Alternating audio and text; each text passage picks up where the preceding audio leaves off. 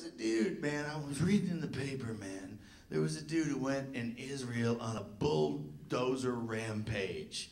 And he's like fucking going through bulldozer rampage, like running over people.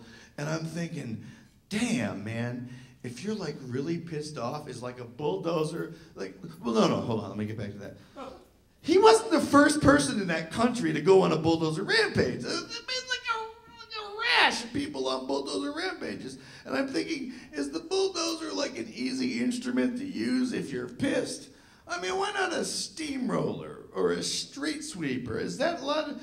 Fuck, if I were gonna lose it, I would go on a street sweeper rampage. That way when I go to court, I'd be like, all right, I fucked up, but look, North Avenue is beautiful. Yeah,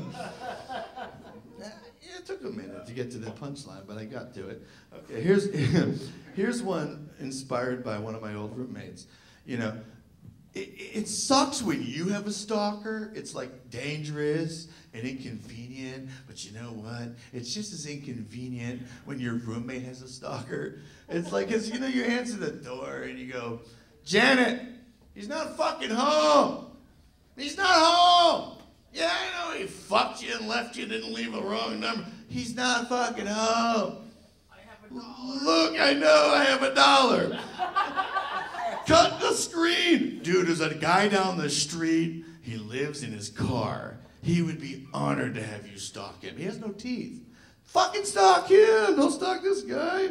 He's used to, he's not really fucking, you know what I mean? Oh, no, you didn't. Oh, you've just got me onto another subject of material. Oh, no, you didn't. Oh, man, you know. So the fiance in LA who left me, and, you know, I can bitch. I guess enough time has gone by. I was married to a black woman, which is different than having a black friend. You know, no, it is. No, I have a black friend. I'm not racist. No. I was married to a black, which means I brought her home to my parents, and they were cool. Let me tell you something. It's really weird when, like, your parents, when their hatred for your own son cancels out their own racism. Really, because they loved her to death. No, they did. And we were, in San Francisco one time, and we didn't argue that much, but when we did, oh boy, it was a big fucking boo. And we were arguing one time, and we were in a black neighborhood in San Francisco. Next thing I know, there's 5 black guys surrounding the goddamn car, and I'm sitting there going, what the fuck is this, the union? You could be beating me in the head with a pipe wrench. I couldn't get 5 people to watch, 5 more people to watch. What the fuck? All right, that's so hot here, but that's okay. They love it in LA! They do love it! Nothing loves anything in LA. You know, I've never been married. You wanna know why I've never been married? Because there's a fine line between love and hate, and I always seem to find it. I would make a very bad caveman. Because, I would make a very bad caveman because I tend to be attracted to women who are as strong as me, meaning they don't take my bullshit. and I would go back at the end of the day and I would have my fucking club shoved up my ass. And they would go, Mike, what happened? Why is your club up your ass? I'd say, fuck you. You know, I mean, just a little thin line between love and hate. And I just found it in my ass. You know? I don't need polygamy because what I really don't need is 2 women who are married to me who think I'm a piece of shit. I don't need that. I really don't need that. Anyways, okay. I'm so glad you showed up because we're making the best of the most of the least of the hot of the low of the, yeah. That's what I said. The greatest hits of the 70s, 80s, 90s, and whatever. Yeah, all right. Some people just look at me. That's fine. We can handle that. No, we can totally handle that. A lot of men, like back in the 80s, and then it happened in the 90s, a lot of men would say, dude, man, I am no Tom Cruise, but I'm not bad looking. And then as time progressed, people would be like, man, I ain't no Brad Pitt. I ain't bad looking.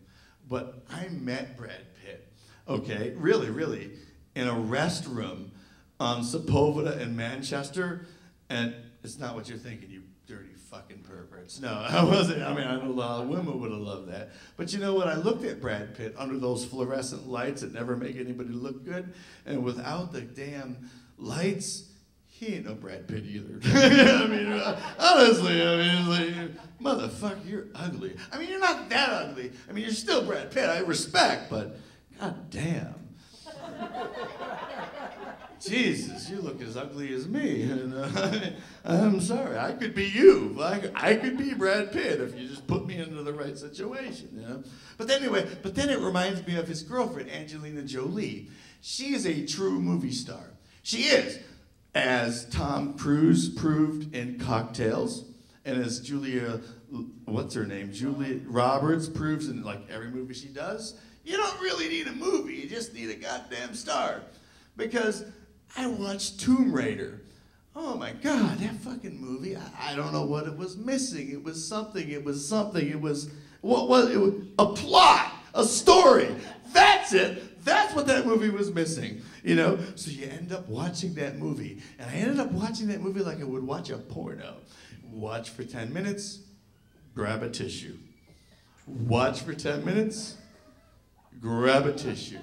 And that's it. It took me like 40 fucking times to watch goddamn Tomb Raider. She's running up, she's sweating, she got her boobies, she got a nice ass for a white chick. All that shit. I'm looking it up. So then I started to go, you know what, I could do this with all movies. So I reach into my video collection. I'm going to watch this next one like a porno. I reach into my video collection. I put my hand out. I pulled out Schindler's List. Okay, I'll fuck it. I set the parameters. Watch for 10 minutes, grab a tissue. Watch for 10 minutes, grab a tissue. It's a sad movie, you dirty fucking perverts. It's, plus I always cry when I masturbate. Anyway. You can never win, man. I've been in monogamous relationships and all that. Yeah, okay, so cruising with prostitutes isn't really dating. But, you know, seriously, you know, I've been in a monogamous relationship, and at some point, the girl you're with will look at you and come up with some impossible question just before you're ready to go to bed, you know? And she'll come up with some stupid question. I mean, some crazy, not stupid, you know. She'll be like, no. No, you didn't. Yeah, you know, like Mike, if Islamic terrorists were to come into my house and put a gun to my head and say, I'm gonna kill me unless you suck his cock, would you suck his cock? And I'd be like, baby, that would never happen. Just go to sleep. No, really, would you suck his cock? No. And then finally, you just want to get to sleep. Yeah, I'd suck his fucking cock. All right, fine, I would. And then she can't leave it alone at that. She sits there and she goes, would you swallow? No. Yeah, whatever, I'd swallow.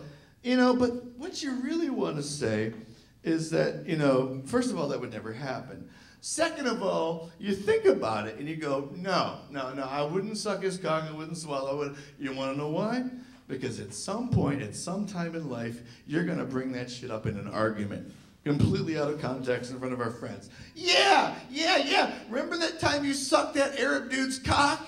And I'll be looking at my friends going, no, you don't understand. You know, no, it was she came in, he had a gun to her head, you know. And then people would go, well, and I would try to explain, and they would go, that would never happen. Anyways. Anyway, one of the things that's a theme of my life is sometimes people laugh, sometimes I do well, sometimes people just look at me.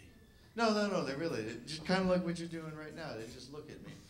And that's the theme of all of the jokes I'm about to do. Some of them work, and sometimes people just look at me. So I guess that's how that goes.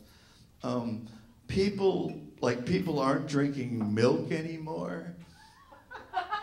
No, they're not. No. I drink milk. You drink milk? Oh, then you're like in the minority. You're like a milk minority. That's what you are. You know what really sucks about people who don't drink milk? Missing children. Yeah, nobody's ever finding them. So So they should take pictures of missing children and put them somewhere more visible, like beer bottles or like crack vials. You're back in the alley going, ooh, I've got to pay my child support. Yeah.